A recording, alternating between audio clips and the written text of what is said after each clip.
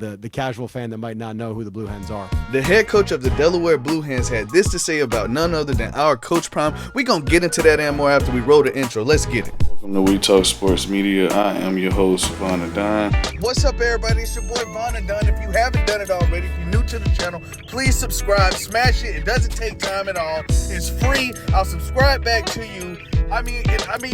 For God's sakes, I'll jump out of parachute for it. Do not make me do.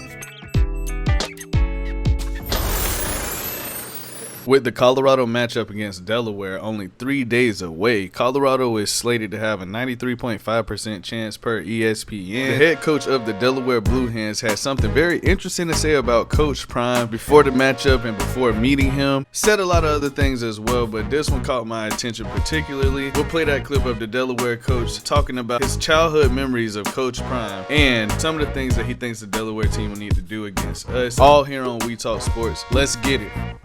Coach, have you ever crossed paths with Coach Sanders, and what do you think of that whole phenomena of what he's done there the last few years? Yeah, no, I haven't had the fortune of crossing paths with Coach Sanders yet. I'm really looking forward to meeting him.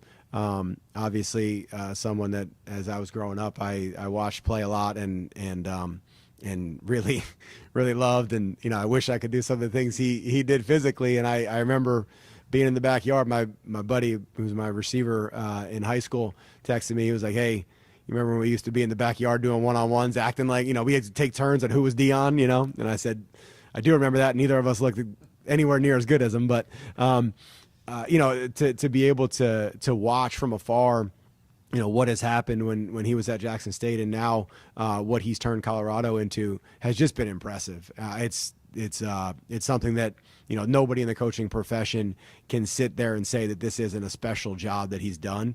Kind of invigorating that program, bringing the right kind of talent into that program, and then obviously making that that environment what it is right now. And so we're excited to be part of that, and obviously it's something that I really look forward to being able to meet Coach Sanders. The one or two times they got the ball to, their guys in space, there was explosion coming out of it. And so I think that's something we need to do. And like I talked about with turnovers, rallying to the ball is going to be something on defense that we really need to do, because they have the ability to obviously kind of make the first guy miss. And then on defense, I think it's that. It's can we stay in front of people? And then we're going to have to win some one-on-ones to win this game. That is 100% certain. And, do I believe that we have the talent to do that? Absolutely. But we've got to be precise. And, when we're not, there will certainly be the ability for them to make up and kind of get us back out of our game because of the talent level that they have overall. It's an overarching theme, is the talent and speed that they have on their in particular on their defense is special. And so, yeah, certainly on offense, they I think this week, again, week 1 to week 2, I think you saw them against a pretty darn good defense last week,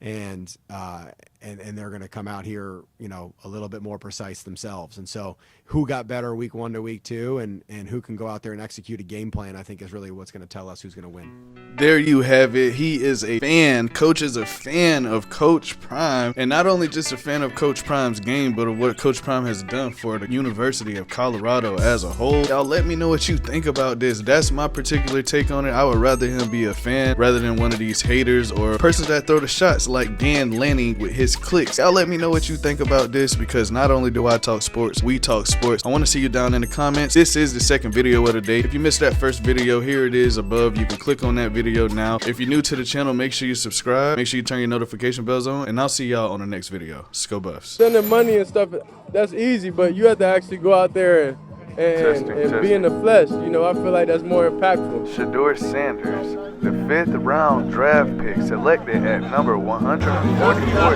overall, over $250 million in jersey sales, making his jersey the highest selling jersey since his father Deion Sanders.